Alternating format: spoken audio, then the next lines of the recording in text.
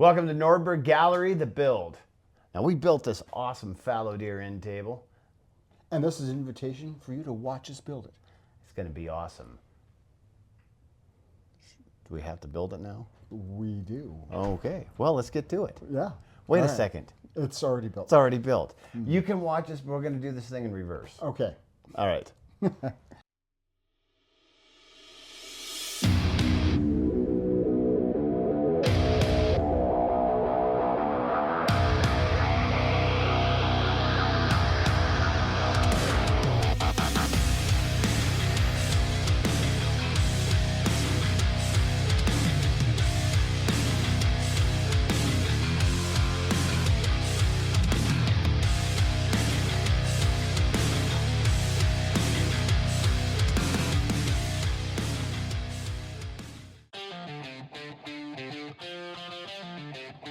Starting this project off, Ron will rough out the bases that will hold the antler trim.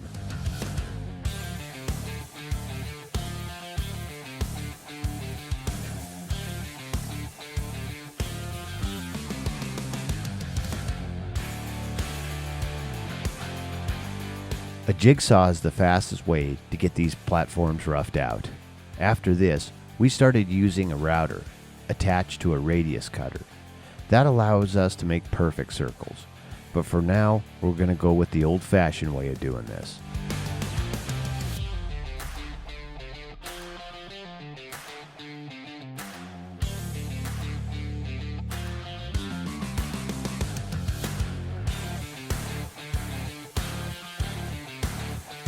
Now that Ron has the circles roughed out, I will cut them on the bandsaw to achieve a smooth finish.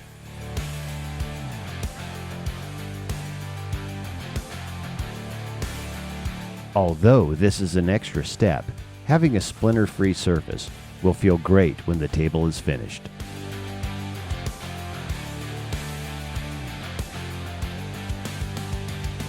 Now that the platforms are cut, we will glue the two pieces of wood together. Our trim is 1.5 inches long, and using 2 pieces of 3/4 inch plywood will give us a perfect fit when the time comes to attach the trim.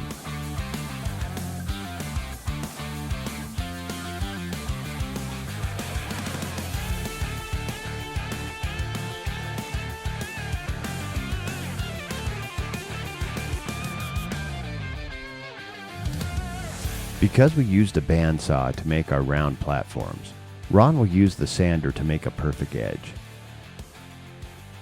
Once again, using a router with a radial cutter will eliminate several steps while making these platforms. Being mindful of where your hands are located will prevent any unwanted knuckle scrapes.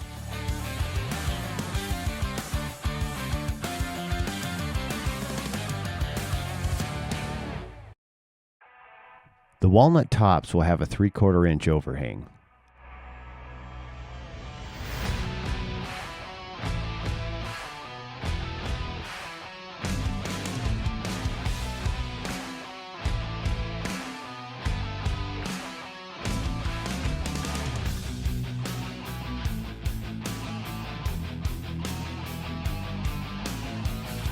I will use a makeshift protractor to draw out a perfect circle.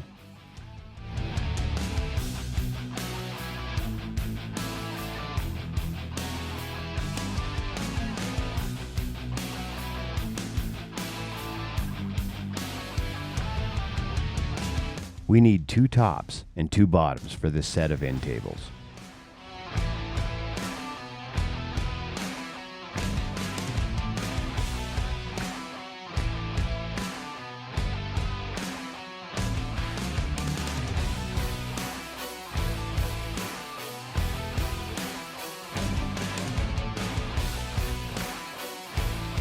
While I'm working on the walnut, Ron will trim the excess material off the platforms and prepare them for sanding.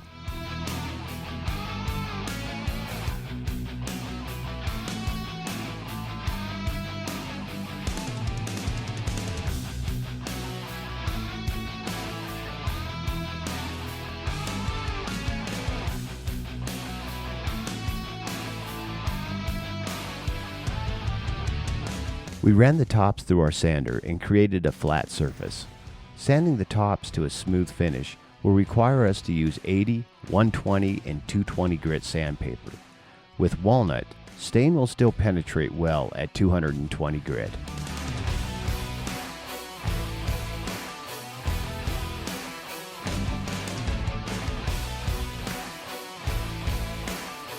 The edges of the walnut have many saw blade marks that will require more sanding. If the saw blade marks are not fully removed, they will become visible when we apply stain.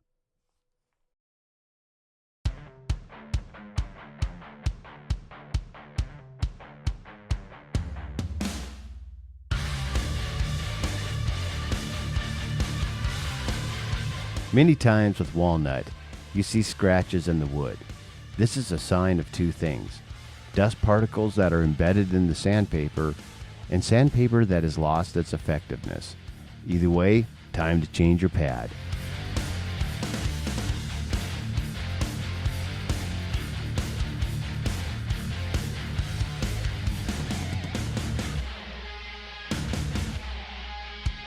We use a Festool Rotex with a dust collection system. The Rotex will extract all of the dust and prevent any particles from embedding on the sandpaper. The Festool sanders are my best tools for getting a great finish. Okay.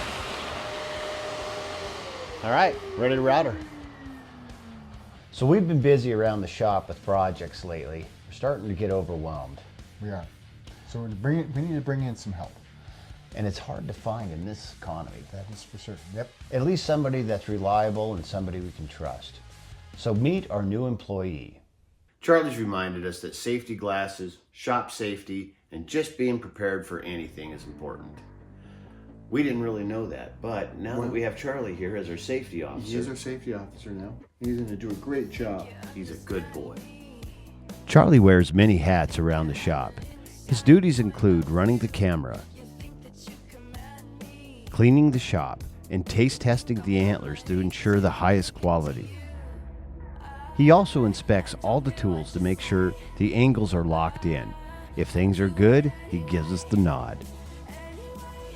Charlie is able to get into small spaces. Here you can be seen checking the wires to make sure that the amps on our joiner match the breakers that are in place. After some minor tweaking, Charlie has aligned our bandsaw wheels and properly set the depth gauge.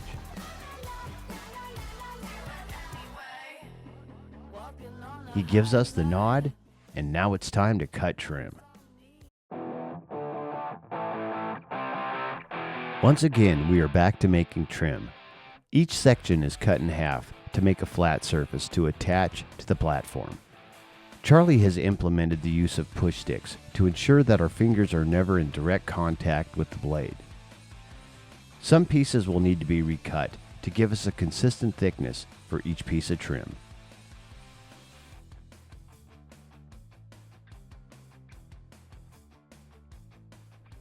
I will repeat this process over and over until we have the proper number of trim pieces. On this set of tables, we will need around 150.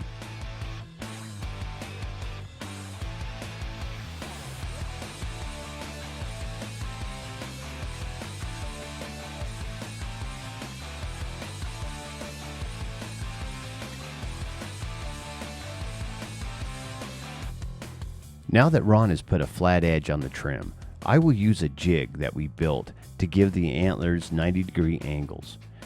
We use a stop on the jig that is set for 1.5 inches to maintain an appropriate length on each piece.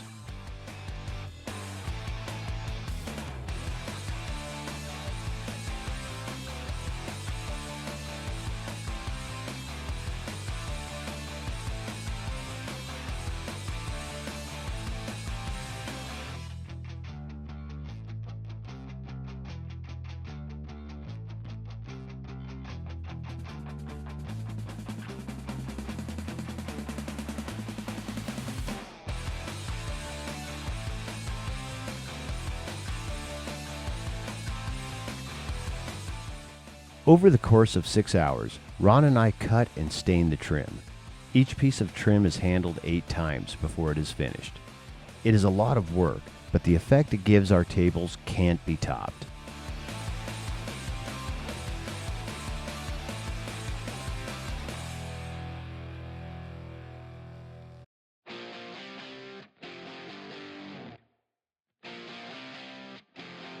So we talk a lot about the trim on these tables. The process is extensive and probably takes longer to do those than anything else we do on these tables.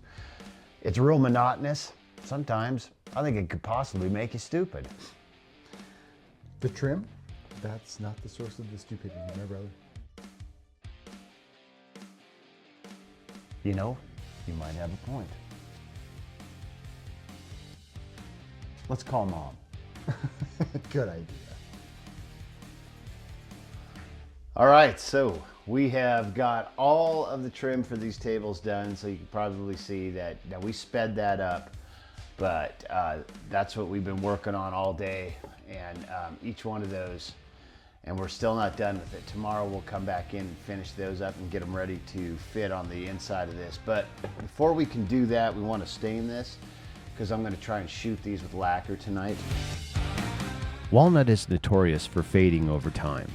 To prevent this, we will use a UV stain to keep the rich color that walnut exudes. On this project, we are using Minwax Special Walnut Stain.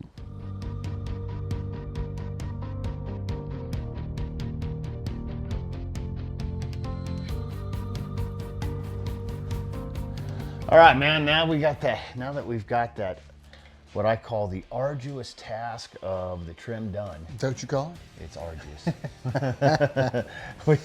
It's time to let's attach it. So at this point in time, we have handled this trim 5 times, and or no, 6 times. So this will be the final time we get to handle the trim. Actually, we do it 8 times because we got to fill them. But anyway, so this is the last time though we're going to be handling this trim. And I mean, it feels to me like this is the bulk of the project in time, is just doing this. Right. You know, getting to here. Once it gets to here, it goes pretty fast. So, all right, man, let's start putting them on. So, yeah, let's go. Each piece of trim is drilled and countersunk. We will then attach the trim with screws. Wood glue will not work for this task. Wood will expand and contract over time, and there is a possibility of the trim detaching if conditions are right. I once had to drive to California to replace all of the trim on a couch that I had made for a client. The couch was stored in an environment that had wide changes in humidity. Attaching the trim with screws will prevent this from happening again. All right, 1 down, 3 to go. So it will look like as the final product. Not too bad, not too shabby. All right. And then let's show them what we did on the base. Right. And then this is what Doug was working on while I was right on that. All right, let's get a close-up on that. Bring that a little closer to the camera, if you would, brother. Yeah, so these are going to give us a little bit extra height, plus it's going to be stable on the carpet. So that'll help out a lot. And then we'll put trim on that. Right around that. And then by tomorrow, we'll have one of these, possibly 2 of them built. Okay. All right, brother. Sayonara. So we got the table at the halfway point. We're ready to move on to putting this thing together. So make sure you tune in next week to see how we do the final assembly. Charlie here is going to do some inspections for us. And make sure you like and subscribe. Next week on The Build, we are finally able to stain the antlers, attach them to the top, and anchor them. We're going to fit the fallow deer antlers to the table and add supports and spray finish. And put the final touches on the trim before shipping them out to our client.